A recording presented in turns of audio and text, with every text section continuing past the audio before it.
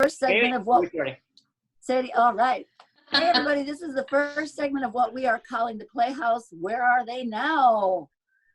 Bit. So this is it. Where are they now? And actually, they are right here, and we are super excited. This is the cast of Passing Strange from 2000 and what? What? 14? 2014? 15? I think it was 2015, wasn't it? 2015. Yeah, it's December. No, well, maybe it was 14, 15. I don't know. Right around there. 15. Yeah, it's wild.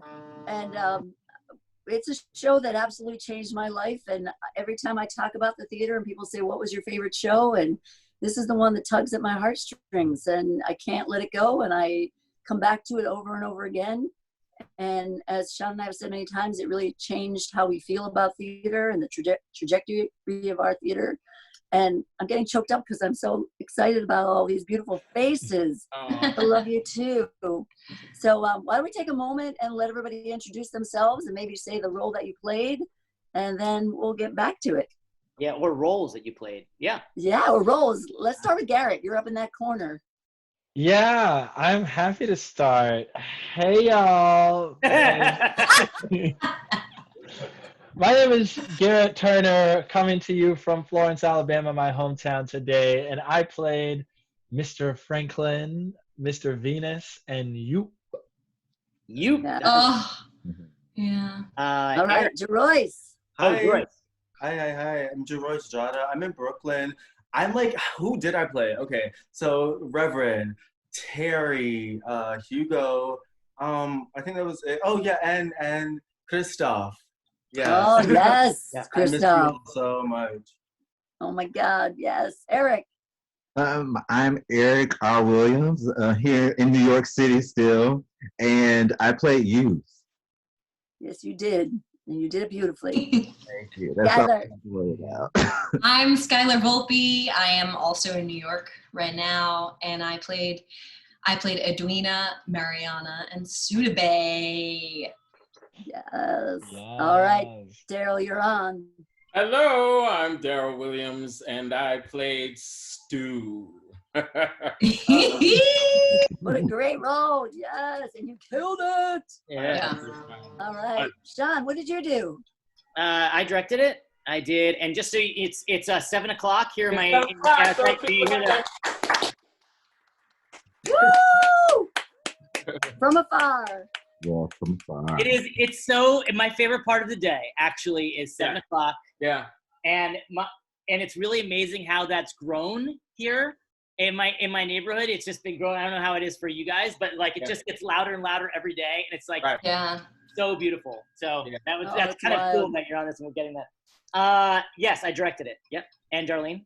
Cool. And I'm Darlene Zoller. Sean and I are the co-artistic directors of the Playhouse, and I was the choreographer for this show. And I just want to give a little tiny backstory. Tracy and I had gone to New York to see a show. We went to TKTS to see something, asked for tickets, didn't have the tickets. Asked for tickets for something else, didn't have that. Third show, didn't have that. All right, just tell us something we can see. And they said, why don't you try Passing Strange? And we're like, all right. Hey, Chris is here. Wait, So we hold go on, to Darlene, hold on to that. Strange. Let's say hi to Carissa. Carissa! Carissa! Introduce yourself and what roles you played. In Passing Strange? Yes. Okay, I'm Carissa Harris. I played Desi and, oh gosh, who else? Right. That's Renata. Renata Holiday. Renata. And what's her face? Well, it's been 5 years. What's the Been face? booked. I'm been sorry, booked.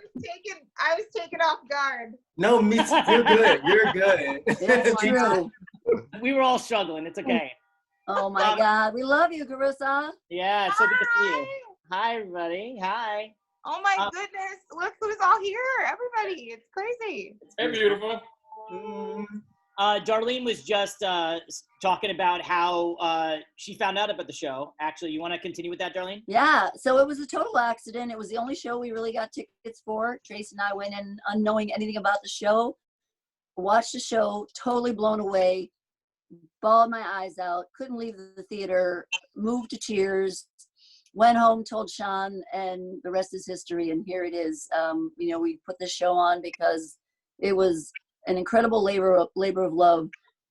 Doing a show like this that really nobody knew about, and not enough people got to see it because it closed way too soon. Thank goodness for Spike Lee, who recorded it, so at least it lives on somewhere. But it was really a sad moment that that show closed, and it was sad when ours closed. And I know I'm talking a lot, but I just have this one story that I have to tell because this is why it resonates so much with me. But I teach at the University of Hartford for the Hart School, and I teach for the musical theater department. And we ask the kids to come and see as many shows as they can, and their schedules are busy, so they come when they can. But I had one student, Juwan Crowley, who tried to come as often as he could. And he's a young African-American male. He came to our final dress, sat in the second row center of the show. And when the show was over, he was just crying hysterically. He came over to me and he looked at me in the face and he said, "Now I get it." And I said, "Get what?" And he said, "Why white people like theater so much." And I'm like, "What?" And he said, "Because when you sit in the audience and you can see yourself on that stage, it means so much." And he said, "I never felt that until this moment." And it changed my life. And Juwan is now one of the genies on Broadway in Atlanta. Yeah. So oh my God. You all changed his life and changed my life. So mwah to you. And now I guess we just want to hear what you're doing now. What's happened? You know, hopefully we were the jump start of your career. It's kind of true. Yeah, I mean, we could just do this kind of as a riffing, you know, like we're just so interested. And, you know, I think for Darlene and myself, I mean, just to kind of start off, like this show represented kind of who we were, who we wanted to be as a theater. And I think it was the first time we realized, you know, it was a contemporary piece. Nobody saw. So the audiences were experiencing it for the first time. Because there was no real stamp on it, we could really create it with the ensemble. It wasn't like we were doing a 100th production of something. It was immersive. It was loud and mixed genres. And people were like, "What's happening? Is this a concert? Is this, people are in my face?" Like, it was all these things that, like, that electricity. I remember I felt like the when we got everyone to be shouting, "It's all right." I don't know if I had a better moment ever in that theater. I mean, just with everyone. I mean, like, and you see people of every race saying that, and it's like, it was just so great. And it was like, wow, we could do a piece that nobody really knows, but it has a profound effect. And it was really funny, and it was very daring and heartbreaking, and it kind of mixed all those things. It was just this very special show for us. And for so many different people, because I think there are so many characters in that show that you can identify with. And as I said, my students would come to see it and they would always identify, obviously, with the youth. But every mom that would come to see it would be blown away because that freaking mother song ripped my heart out every single night. Famecia, wherever you are. Mwah. And we could bring up that Famecia can't be on this call because she's in Georgia right now, and she was involved in some sort of the weather last night, the storm last night. So trying to get a little in touch with her. So, but that's why she's not able to be on. Yeah. Yes, that's wild. So, but Sean, I just want to drop back for 1 second, Sean, with what you said about the loud and the crazy. One of the reviews I went back and read today commented on the fact that we chose to go more for the story and the heart of it, and not just blaring music in your face. That it was enough that you got the story across so elegantly and poignantly. And I'm so proud of the work that you all did. So thank you. And thank you for joining us again today. This is exciting. And thank you for giving us an artistic and spiritual, like, fulfillment for 5 years that we've been able to have, like, deep in our hearts when people ask what have we done that we are most proud of? So, you know. Well, the bad thing is, though, because we say it all the time, all the people that didn't get to see it are like, oh my God, that's all they talk about. It must have been fabulous. I'm like, let's do it again. yes. Yeah, honestly, Yeah, I would do it again in a heartbeat. In a heartbeat. I In a would heartbeat. too. Yes. Yes, but remember now y'all union, we can't afford you anymore. Okay. We'd have to figure out. Maybe we could get. I don't want to start dreaming. We can do like a Figure it out. concert version. Do it. Concert version. Oh my God. Yeah, we can do a concert version or a fundraiser. I want to We hear could. keys. And I went, ooh, a fundraiser. Yes. I truly would do Passing Strange again. Like, it would take me no seconds to say yes to that. It would take me yeah. 0.0 seconds to say yes. And neither of you has any of you been either submitted or auditioned for the show since?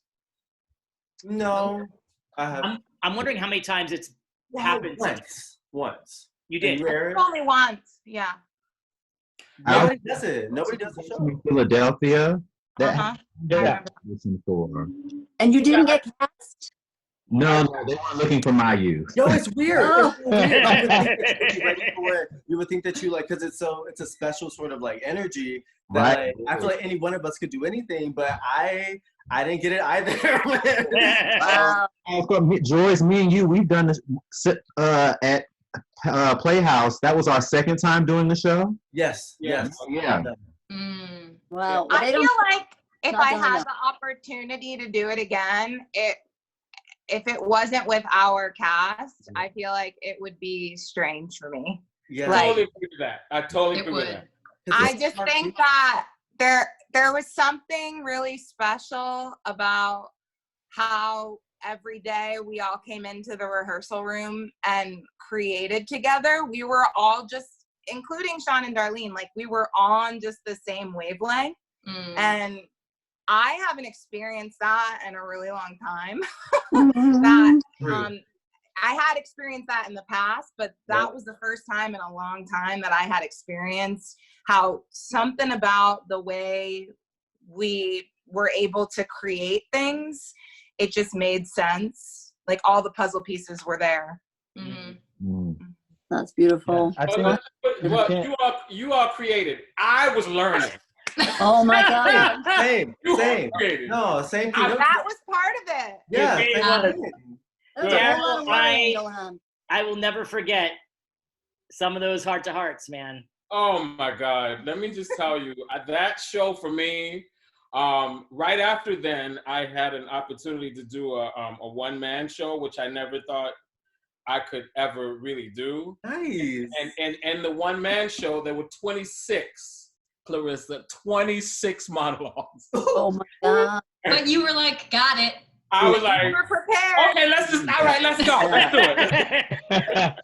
Yeah, so that show opened up a whole, it gave me a whole new arsenal of tools to use to work from. And I have to say, Sean, you gave me so much new things to work with. It was really great. It was great working with you guys. Oh, that's wonderful. Yeah. So Dara, let's stick with you then. So tell us a few things you've done since then.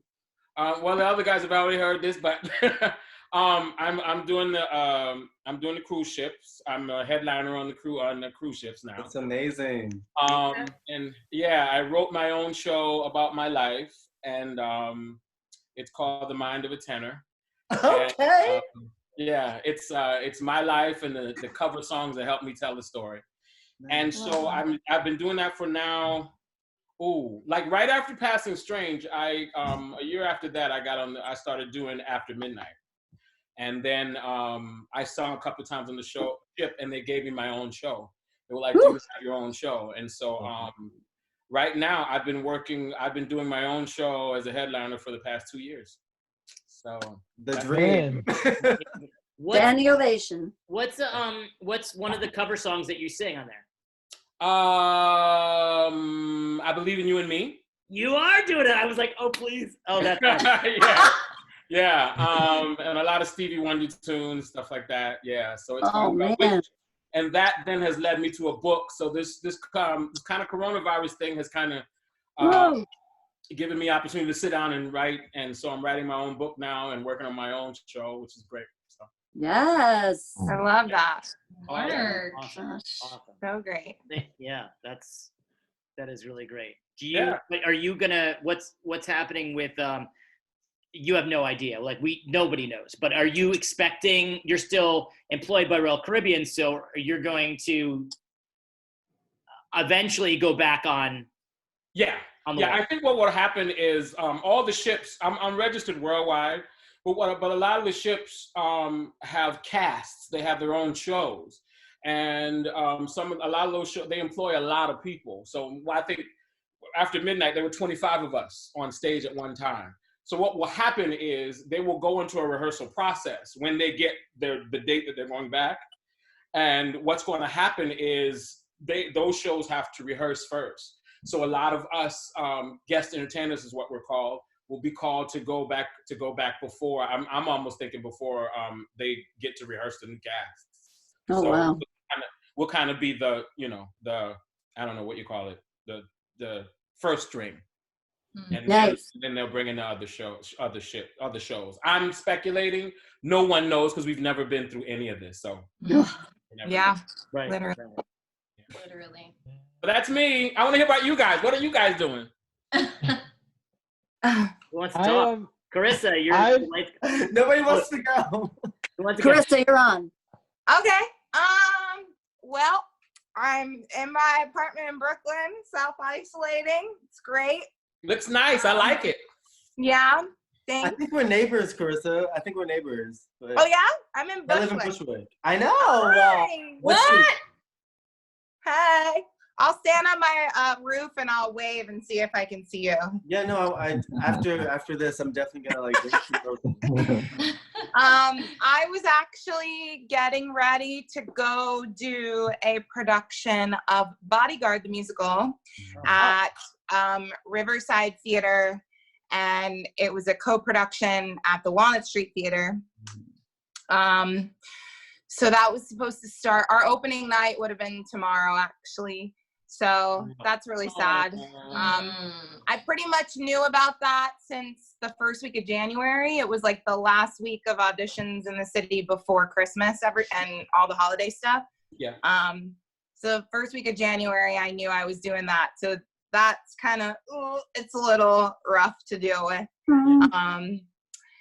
But, hopefully the role will come around again. And yeah, and where's Riverside? Riverside Theater is in Florida, in Vero Beach, Florida. Oh, so they were doing a co-pro with the Walnut, which I know the Walnut pretty well. And so how long was that contract going to go on for? I was supposed to fly the 23rd of March, and it was supposed to close at Walnut. That would have been down in Florida. Yeah.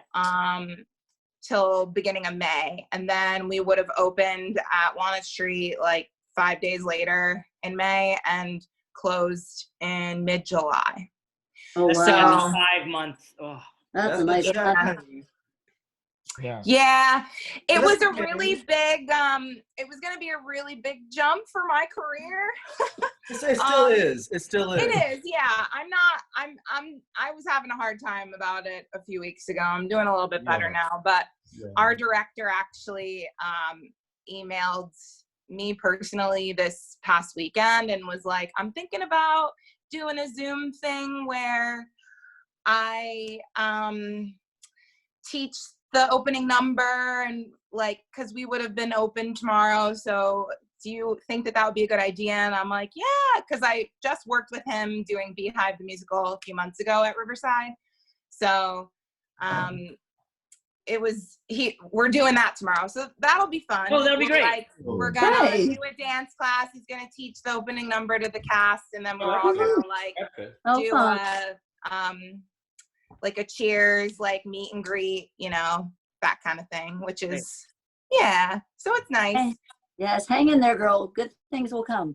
Yes. Oh, yeah. Yeah, I know. For you will not pass you. It's true. Skylar. It's true. That's what Carissa said that. We had many rides in Bertha the minivan where we talked about that.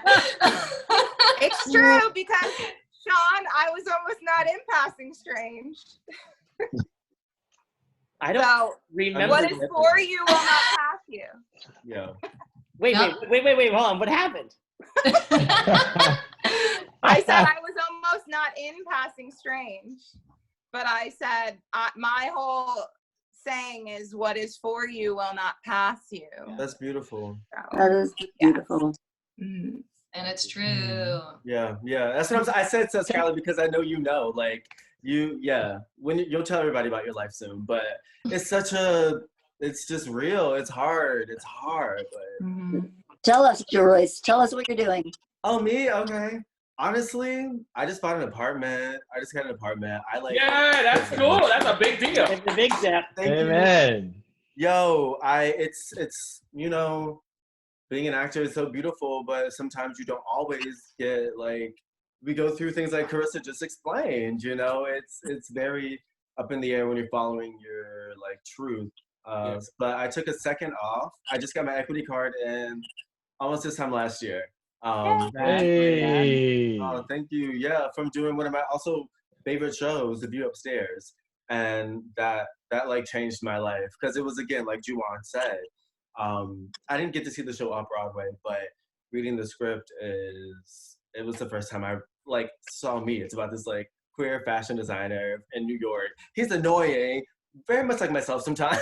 He was very kept or whatever, and he had to go through a real experience, but it was just really beautiful that I got my car from that in Boston. And I before that I was dancing with Garth Fagan, and he choreographed Lion King. Wow. Won the Tony. He won the Tony for choreographing Lion King. And I was in his company in Rochester, upstate. Wow. I knew them since I was 17. That was the first time I went away for the summer and actually danced, first of all. And then second of all, it made sense. Because they are so crazy there. It's very old school. Garth studied with Alvin Ailey. Many people only know Alvin Ailey as a Black dance company in America as one of the top. It's true, but Garth Fagan is going into his 50th year of being a modern ballet. It's so hard to describe it, but just think Lion King in a dance company. And then going 50 years and being in America and being around. And I don't dance for them anymore because I just had a realization very much I had with Passing Strange. It's you just have to be as honest as possible and just I hate the phrase to use it all the time, but live your truth. And I mean, I said, I started growing my hair in 2015, and literally I came to dress rehearsal one day and my hair was locked, and I was I hope nobody says anything. Thank you. And yeah, that's basically. Oh, I did a photo shoot with Billy Porter. Oh, on Vogue. That's on Vogue. Nice. I don't understand how these things happen. A friend just randomly asked, it's random, and it's kind of one of those things that this show taught me. Just kind of what Daryl was saying, you prepare, but you don't really know. And I don't even know, random things happen to you. My friend was like, do you want to do a photo shoot tomorrow with Billy Porter? And I'm like, oh, no questions asked. Yeah, I'm there. Mind you, then they were like, can you get more dancers? And I'm like, okay, so cast it too? Sure. I don't know, just text your friends. And they ended up showing up. I get there, the stylist, I used to sing backup for him. Wow. Okay, so Billy Porter's stylist, Sammy Rattel. Yeah, we know. He used to sing, or he still sings, I'm sure, whatever. But it was just crazy walking into that experience and walking into that situation with having no idea what's going to go, what's going to happen, and the people that you know in the space. And it's just it just reminds you that things are connected, even though they seem crazy, and I don't really know what's going on right now. And thank God, Equity was we're not going to charge you this month because we're waiving fees until July. And I'm like, oh, great. And I don't even know if I can get health insurance because I haven't really done a show since The View Upstairs. Because I left the city, I came back, but that's okay because I needed to get a house. And I just let people ask me, how are you doing? I'm like, I'm fantastic, I'm bad, just because I'm trying to work on myself. Yes, and you always look fabulous. No matter what you do, you always look amazing. Oh, so, I love you, but not even about looking but how do you feel? I love you, darling. I know, I'm just saying that you are. You know. Oh, yeah, that's That's it. I'm working on my music too. Like I'm actually at a friend's house, and we're like getting it together. And they just literally told me to relax, don't rush anything. Awesome. You know, you have to just like. Well, congrats. You're doing great. Thank you. You're doing great, Sweetie. That's all I want to know. That's all I want to know. Woo! Yeah. All right, let's move on to Eric. Oh wow. So since we had to stop doing the show, I think on the foundation level, it's been the highs and lows, how it goes. As far as what I've been up to recently, like Carissa, right now I'll be doing a show as well. It was going to be this premiere that was going to be over at Ensemble Studio Theater in Midtown of this new play called Redwood.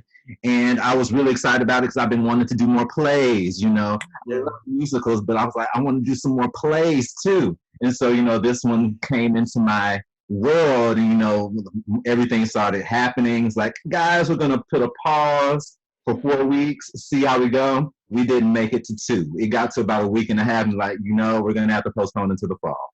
And so, whereas they still plan on doing it, it just won't be for the spring season. So they are aiming to make it happen in the fall, and prayerfully, that will come to pass because it's a really cool show. And I would so love to do it because that theater company has embraced me in such a way that I am so grateful for. And that's great. I feel very lucky. And so hopefully, we get to play a little bit come, whenever it is in the fall that they're trying to do this. But rewinding a little bit, I was showing up in America's homes for 3 months on my little commercial and such, What commercial? With Carmen Cabello. Yeah, with Miss Cabello herself. January to March of 2018, you heard Havana, ooh, nah, nah. You saw we're flirting in the street. Look, okay. And I would say, like, that particular gig, it came at a time where I was like, oh my gosh, what is happening in my life? And funny enough, the same way I remember the day I auditioned for Passing Strange, there are certain things, that come about that we remember so vividly, like that day for the show. And then for this particular gig, I remember I got the offer on a ride home on the train before, I had just gotten to my feelings about something. That part I don't remember. But I got the commercial as well as a movie on the same day, and I had to choose between the two. And I was like, oh, the commercial's happening first, and it's also going to be more money over the long term, so I'm going to do that. And then some other cool things happened that either fell through in like the TV film space, or I got really close. And oddly enough, like, it's so funny, how things that are for you won't pass you by, and the way things like end up happening. One of the films that I was really close for, and one I got an offer for it, and that was really cool because that never happened to me without auditioning. I was like, oh, I feel a little special. Just a little. It's different when people are like, hey, you want to do this? And it's like, okay, yeah, sure. And I was so ready. I was so excited too because it's been a goal of mine to join SAG, and that was going to be the gig that was going to push me into it. But when it fell through, it's like, oh man. But later on we get here and this whole thing happens. It's like, oh wait, you find out that it was actually going to be a movie that was going to South by Southwest. It's like, oh my God, what up? But then South by Southwest ends up having to be canceled, and then like there was another gig that I got close to that was going to be going to Tribeca. It was like, oh wait, then Tribeca. So it's like, oh wow. Wow, what's actually happening? Like things you have no foresight about. And so like truly what is yours is going to be yours for it to be in the space and in the ether for those to receive it the way that they do. That's right. Yeah, and that's true. Yeah, I just, I have to look back on it because I haven't done a rewind like this out of my mouth. And I'm just super grateful. And like, it's so magnanimous how things like come to be. Like even with our show, I keep my keys right here on my door. I have mine there. Oh my God! Mine are in my jewelry box. Oh my God. That's wild. I don't let them go anywhere because, you know, like just doing this show with this group truly like left a mark on my spirit. And Yeah. I will always hold it close. Always hold it close. And so, you know, we look into the future, aiming for more wonderful things, you know, higher highs. I'm so grateful and happy and proud to see my friends and, you know, family friends like out here winning and like stepping into their purpose and their glory. And yes, come on, say yes. It's so beautiful. So beautiful. I'm getting better at holding on to as I progress forward, you know, get older, settling deeper into who I am, you know, who I aim to be, and finding ways just to be a good human. Yes. You know, especially for these times, you know, it's wild. But every day is a blessing. Beautiful. Thank you, Eric. Thank you. All right, Skylar. Hey! Oh man, a lot has happened in the time since Passing Strange. It's actually really funny because earlier today I was looking for an old email and stumbled upon the email that I sent to Sean to get an appointment for this show, which was very funny. Because I literally wrote, "Dear Sean, I don't know if I'm Black enough to be in Passing Strange, but I really want to audition." Wow. And then I got an appointment, which was funny. It's been a wild ride. It's been exciting. I did the national tour of Rent, which was cool. That is sick. Dang! Who were you in Rent? Who were you? I was Mimi. That's a dream. It was wild. I did West Side Story. Nice. And yeah, that was a fun one. Yeah. And then I was in Sing Street at New York Theater Workshop, and then it was supposed to go to the Lyceum Theater, and now we don't know what's happening. And now Broadway's canceled. Now there is no Broadway. So that's amazing though. Yeah, it's been great. The possibilities are endless. Yeah. That's true. That's true. It's you know, I'm the day that Broadway got canceled, I felt very sad because it was like a big deal. And then ever since then, I've been weirdly at peace because I can't do anything. Like, we're in self-isolation. I can't, I'm not a member of the Broadway League. Like, I have no power. What I'm gonna do. So that's been that. But I had somebody I work with saw you in Hello Girls and brought Hello Girls! And brought the program in and just was like, oh, and I was like, she was just talking about how great the show was, and she brought me the program, I think, because I teach at an all-girls school. I think she was just suggesting like, oh, I should like introduce it to my students or whatever. And she brought in the program and I was like, Skylar Volpe! Yeah. I also did Hello Girls, which is an extremely special show. It was so that was good. my first like actor-musician show. That's so cool. Yeah. Like, that's so awesome. I can't play anything. So like the fact that you were able to like, you know, be able to hone that shit. That's Oh, Skylar's making her career out of being able to act, sing, dance, and play music. It's just like it comes in handy. It comes in handy. He's already so talented, and then they're like, "Oh wait, you play an instrument?" She's like, Got you on that. Got you She's gonna be booked now. She's good. Go, girl. And I love how she has the 3 guitars on the wall right now. So we're seeing this artistic presence there. Yeah. There's another one on the floor that you can't see. Oh my God, I mean, they're not all mine, you. but yeah. Oh, that's so wonderful. I think about like, yeah, Passing Strange was like a big turning point in my career, and also kind of in my like personal and spiritual being. Yeah. It meant a lot. It still means a lot to me. Passing Strange was the show that I saw on Broadway and was like, oh, okay, like, yeah, that's it. So to get to do it was like, Yeah. Control. Yeah. I agree with that too, Skylar. Like it was a big, the show itself, I thought a lot about the year after, and then the year after that was like a big change for me. I won't go too personal, but it was a lot of like, I've watched the bootleg that we have a few times, and I have it every time I revisit it or listen to the soundtrack or listen to our soundtrack specifically. I learned something new every time, even though we did it for as long as we did, and it was so long ago.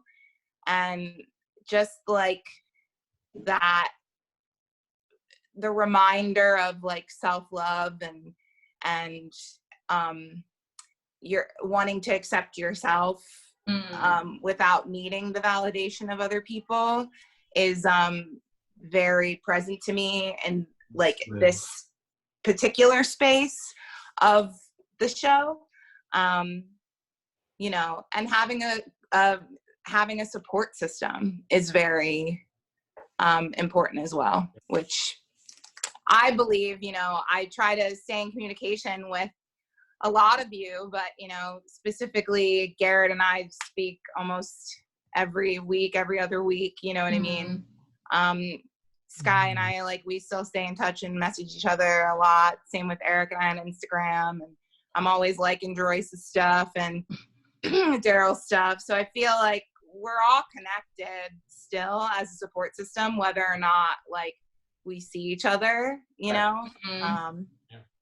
So that's been really, that's resonated a lot with me, in that, like, you choose your family, and it's not always like who is in your life, who you're given in your life, but who you choose to have as your people. So, and your tribe. So. My heart. Amen. Oh. Garrett, what are you doing? I'm about to cry. I know. I just love y'all. I love y'all. Y'all are, every last one of y'all is such beautiful people. And Passing Strange may have meant more to me than any other show that I've done because of the family. And you just can't fake family, you know? And it just happened in the rehearsal room. You know, I think y'all, Sean and Darlene, in the audition rooms were looking to pick the right people for the right parts. And I think you did. And then I think it just so happened that when those people came together, there was this beautiful connection. I mean, I grew up in Alabama. I'm actually in my old bedroom right now. Wow. Back in Florence, Alabama. We didn't have much theater here. And it was a long road sort of through undergrad. And then I ended up doing grad school abroad in the UK. I lived there for 3 years. How many master's degrees do you have? Oh, yeah. Let us know. Yes. I can't. I may or may not. I may or may not have done 7 years of higher education at 4 different universities with 3 degrees. Two of them being master's degrees. But that's so cool. The point of the tale is I moved to New York City at the very end of 2014, and I didn't know anybody in New York City. And I had no family there. And then I struggled for a year, and I finally booked a couple of shows, one of which was Passing Strange, and then I found my family. And a lot of my friend group has changed over the past 5 years, through like different relationships and like trials of my own. But like these folks in this cast have been there, and that's meant everything. I mean, like Skylar and I took a trip to Pennsylvania, Carissa and I took a trip to Pennsylvania to see Skylar as Mimi. And Carissa, Skylar, and I went and saw Eric in this awesome off-Broadway musical called Playing Hot. Yeah. And then like folks who supported me came to New Jersey to see a show I did, and just having folks to lean on like that means everything. Even now, like I was doing my first ever play in New York City, a new play called Bayano at the National Black Theater in Harlem. Nice. And we had our opening night on March 11th, and then on March 12th the show was canceled. And so I lost that job and all of my day job work, which is catering, as so many actors did. And so I just moved back to Alabama, and I met my fiance here on like March 13th. And we're at my parents' house, and we were like figuring it out, like, okay, what's next? And then I just started checking in on people, and to have those rocks, and y'all there at that time to like check in on me and to commiserate but also lift each other up has meant everything. So it's a really odd time, and having come an incredibly long way in the past 5 years, getting my equity card amongst it. I've been sort of writing about the past 5 years, and I think I did like 13 musicals and 7 plays. Crazy town. At like 12 different regional theaters, just really going at it, but Passing Strange was that like pivotal catalyst moment that led me here. Garrett, I do have a question. You did 2 shows that I love passionately, The Royale and Chad Deity. Both of them are ridiculously physical. Can you just tell us a little bit about, those of you who don't know Chad Deity, he has to be this like wrestling superstar. And we don't think it would sell a ticket personally. It would be really, really hard. And it's so expensive. I mean, it would sell, but it's an unknown show and it's so expensive. And you got to have TV screens, and you got to have a wrestling company that comes in and teaches you how to do it. But did you enjoy that experience? Oh my gosh. The elaborate entrance of Chad Deity by Christopher Diaz is the most prophetic Trump era play that's been written. And the thing is, it wasn't written in the Trump era. He wrote it in like 2008, but it just uses this wild and zany world of WWE professional wrestling as this case study for the way that capitalism and race works in the United States. So it pulls you in with like this like wild, like my character is sort of like The Rock in the world of the play, and then it knocks you over the head with like the realest racial critique that like you've ever seen wielded into this incredibly exciting narrative. It's kind of y'all would sell out actually if you did it. I totally get what you're talking about. But like that play is dope. To be that hilarious. Oh, we lost you. We lost you. We lost his audio. I don't think he. They must have died. He's using his hip. Anyway. There you go. Anyway, my point is, it was an incredible experience. You know what? We were looking at some old pictures from Passing Strange, and I saw that scene when I was playing Yoop, and I had my shirt off. I was like, the number of times I've had my shirt off in I remember when we were doing the fittings. I was like, oh, just put that shit away, man. Yeah. I was like, it started with Passing Strange. Now everyone is asked to do it. You and you Eric. have the pictures on your website, honey. Yes. Thinking back on the whole process, do you guys have anybody want to share like a moment or a memory of either? It could be anything. It could be just like existing in West Hartford or during the rehearsal process or during the performances or before that, like something in the journey of it. Does anybody have any like any nuggets that are deep in here that you remember? I mean, we brought up a couple things. I mean, I think it was I'll tell you personally, sometimes I don't even know when like the changes of life are happening to me. I'm just like here for the ride. And it was just like a pivotal moment of knowing that you have all the tools inside. Like I realized that I had all the tools inside of me to connect with an energy that's just larger than me.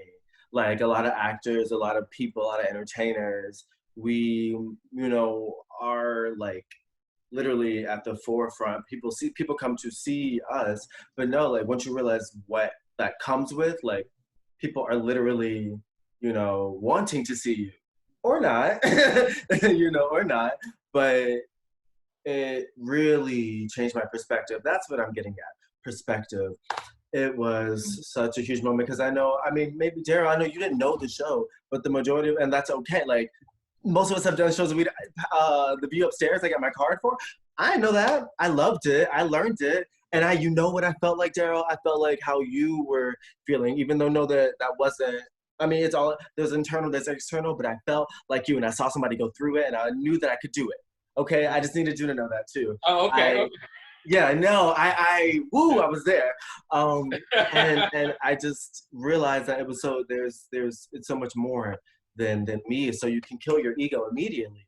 So I was just like learning. I'm not saying that had the most perfect life, but it helped me navigate other situations. Mm-hmm. And as far as work goes, like I even, like Eric was saying, like the film aspect, I really feel like this particular situation it reminded me you have to go within yourself, so you have to be real, and that's yeah, I'm trying to I have a memory of us starting this process that I'm maybe made up, maybe I'm condensing time, but did we like show up to West Hartford and then table work the show that very day?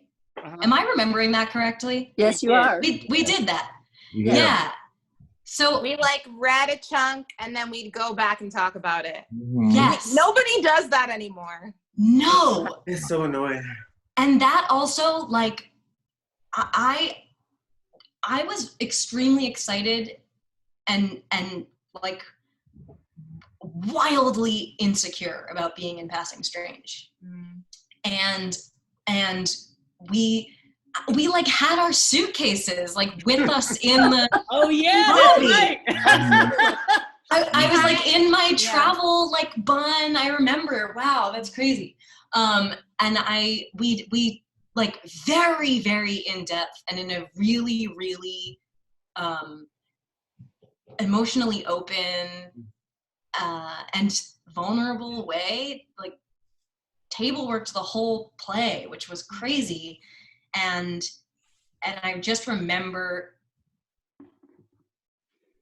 feeling safe enough to voice the insecurities that I had about doing the show on that first day when none of us knew each other. We met in the lobby and then we went into the theater and we did it. Mm-hmm.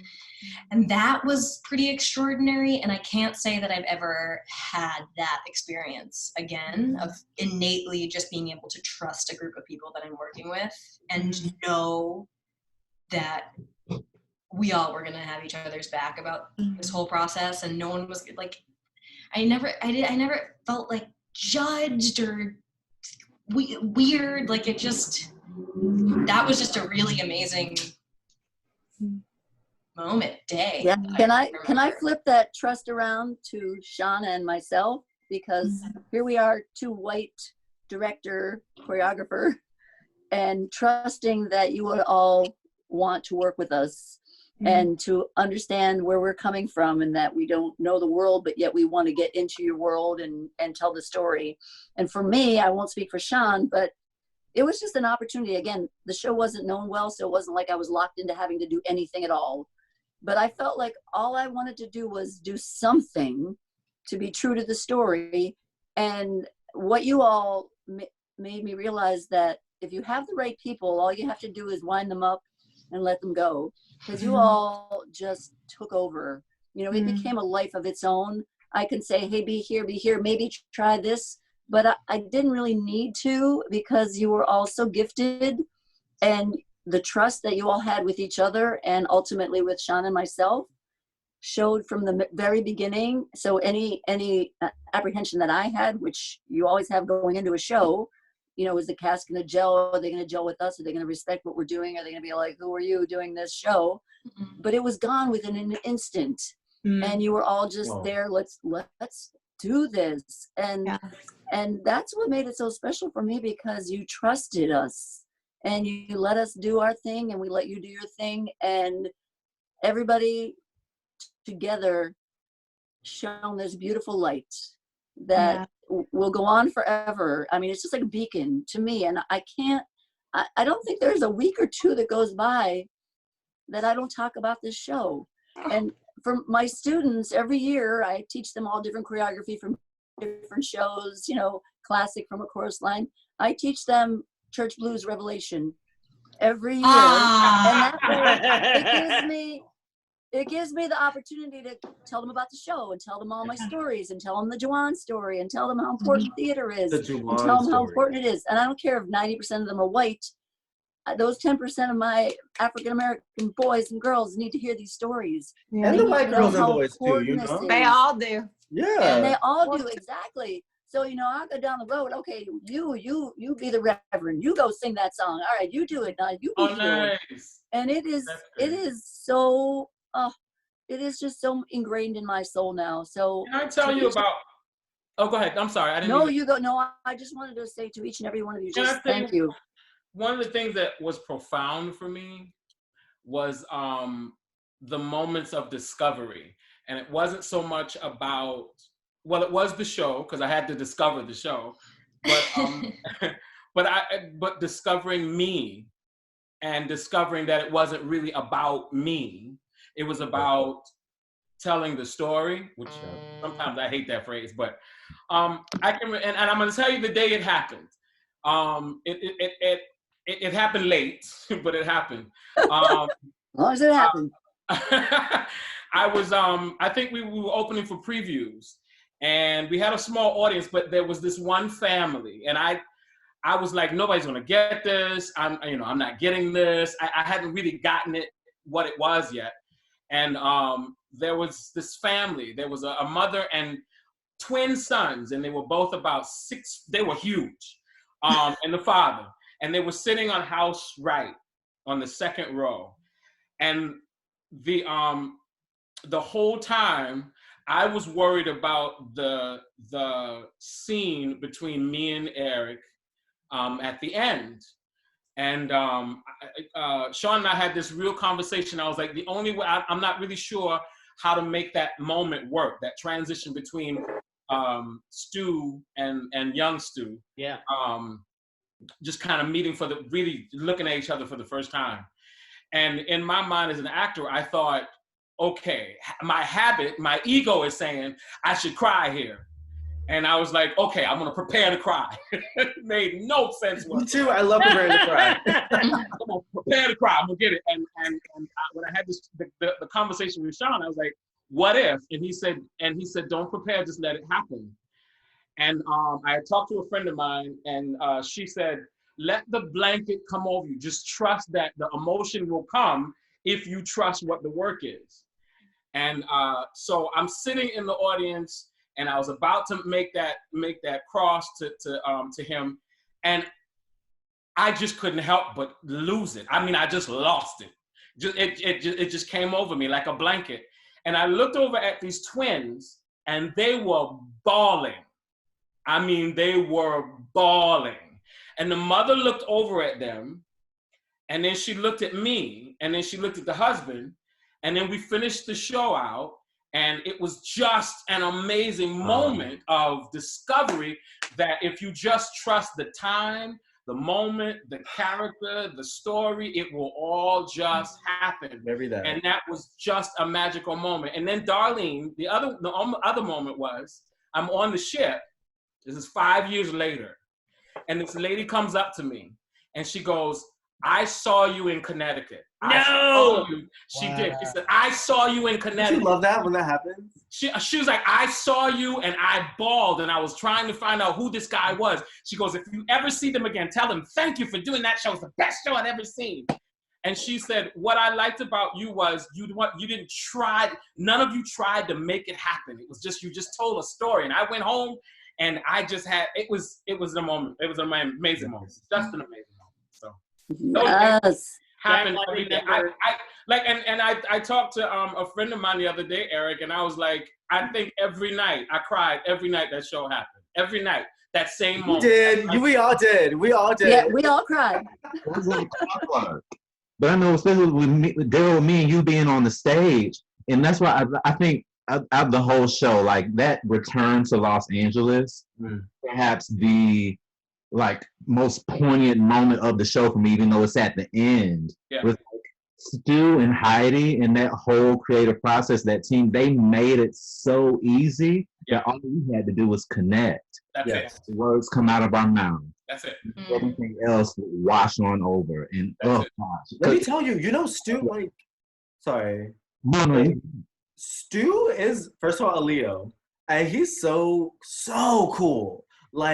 Just connecting with what you're saying, that man has written things for SpongeBob, and I'm not saying that to say it. I'm saying the intellect, and the connection of his heart. He just told me randomly when I first did the show. He's like, when you come to New York, hit me up and we'll hang out. I'm like, okay, cool, yeah, whatever. I hit him up and he literally took me to see a show. And just he invited, we stay connected on Facebook to his house parties. I haven't been yet. But the point is just that realness and that it shows within the work. Yeah. All you honestly have to do is connect. Yeah. And also what you were saying, Eric, how you love to do plays, this show helped me literally develop all the skills that I really needed. All of them come when you need them, but as a actor, and separating myself from just singing and dancing and all these things. It's some sort of magic. These people, Heidi and Stu, they really, really it just shows when you take your time with something, it really affects a world. And it does suck that a lot of people haven't gotten to see it. But I think, theater's been around forever. It has its place and its time. And I do believe that a lot of that will be coming up. Mm-hmm. This has been really, really wonderful. And we've been on now for about an hour or so we should probably don't go. I was thinking about Eric wants there's to say something. What'd you say? Eric wants to say something. Oh, I want to hear it. It was a small thing that really stood out to me just working on the show with Playhouse. I'm not sure if I've ever come across a regional audience community that's so dedicated to a particular venue that does work like this. Mm-hmm. This is my first time having to live with a foster family for a gig, which was very different for me. I didn't know how that was going to be. And I remember, did we all go between two houses? We had to switch. I remember. I think we might have. Okay. Both of my families, they were so supportive and so in tune and in line with what was happening with us, with the Playhouse and everything. And they were so dedicated. And I love that so much. And I think it's such a beautiful gift and a gem that you all have with the town over in West Hartford and how they do tune in. I think it's great. Oh, yeah. I think you lucked out with Susan Davey. Yes, indeed. You had some good dinners. I know that. I know. And I still, every Thanksgiving, I say, oh, I miss Daryl and Garrett at my Thanksgiving dinner table. Oh, yeah. We had a nice dinner. That was wonderful. As a matter of fact, I thought about you the other day because I made the buffalo chicken dip. Yeah. That sounds really good. That. Good. Oh, it's good. It's a beautiful thing. Yeah. Beautiful. Well, talk about the show for 40 days and 40 nights. There's so much to, we start talking about it and then I remember some other thing and then it just, it was amazing. Hey, seriously, you know what? You think of something, jot it on that Passing Strange page and we'll talk about it. Because I love hearing what y'all have to say. It is so lovely. Sean, what would you like to say? No, the only thing I was going to say is that the last talk back, Daryl was talking about his process and doubting himself and stuff. And I remember it was the last thing, and we just ended. I remember that was like, okay, we're like, and there we're done, because it was so poetic and real and everything. But he talked about how he realized that he was enough, and I'll never forget that for the rest of my life, man, because I think about that all the time. When I'm like doubting or lacking confidence or doubting my ability to accomplish something. Yeah. It was a very inspiring journey that you went on. Really struggling, being lost, wanting to quit even. Would you've ever done it? Who knows? But you were really doubting. And then to really gain that confidence, and then to realize like, I am enough. It was just because that's kind of what the I don't know. I think what we talked about earlier, like that support system, realizing that you could be that vulnerable and that open. And that first day when we did, talk about our feelings, and we, about like what's going on and being emotionally available, and then to get to the end of the process, right, and to come to that like the self-realization is quite an experience for us to be around. Yeah. Too. This is for all of you, but like I just remember that as being like this.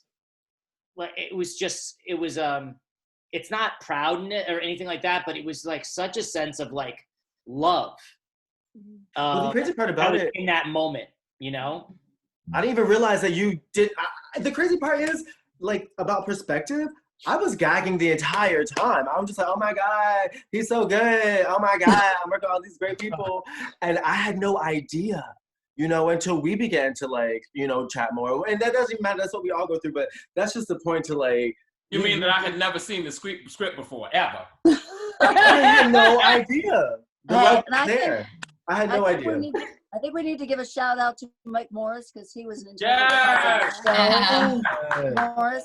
And we had an amazing band, Nick Cutronio, Elliot Wallace, and Sean Rubin. And the whole team just was super. And we're missing Famecia right now. And she was the most beautiful mother, caring and wonderful. And I could listen to her sing that song every day for the rest of my life. Yeah. And be a happy woman. And the prayers go out to her. She's going through a difficult time right now. So you guys in your prayer time and meditation. Oh, we are praying for everybody. Sure. Yeah. I also want to give a shout out to the Leveres, which is the family I stayed with, and they've really kept up with my career, and they gave me this incredible send off while I was there. Also, I want to let y'all know, while we're all here together, that I'm getting married in 2 weeks. Congratulations. That's wonderful. Thanks. All right. Wow. That's exciting. A beautiful thing. Wonderful. Well, virtually invite us. Yeah, I know. It'll be a big Zoom wedding, A Zoom wedding. Oh my God, I'm so happy for you. Best of luck.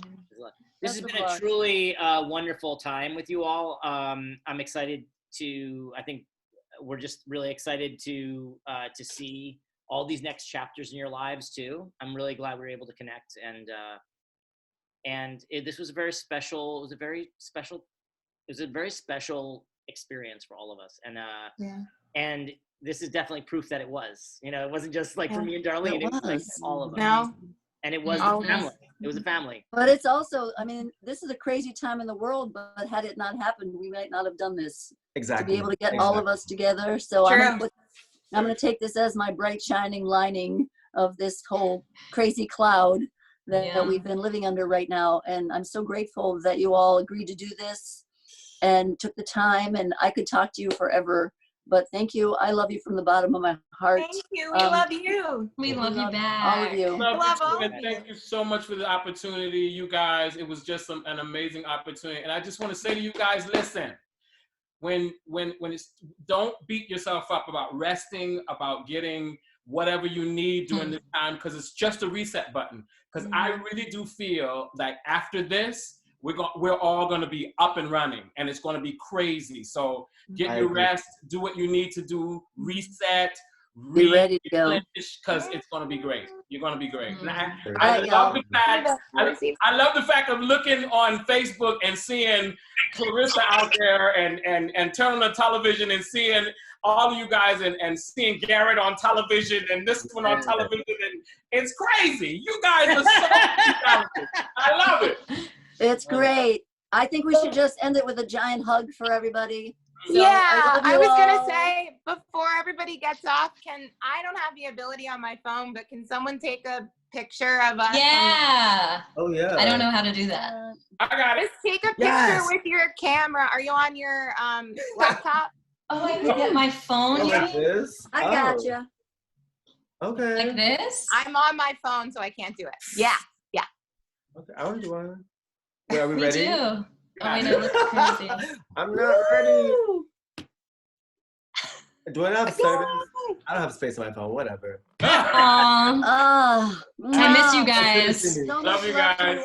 See you for the benefit performance. Let us know the date. Yeah. We can do that on Zoom. Let's do it. We can do it on Zoom. Hey, we got to keep this theater alive. So if that's what it's going to take, we'll be calling you. Hey. Fundraiser. Hey, Darlene, give me a call. I'd love to do whatever. Just call me. Oh, thank you so much. Bye, you guys.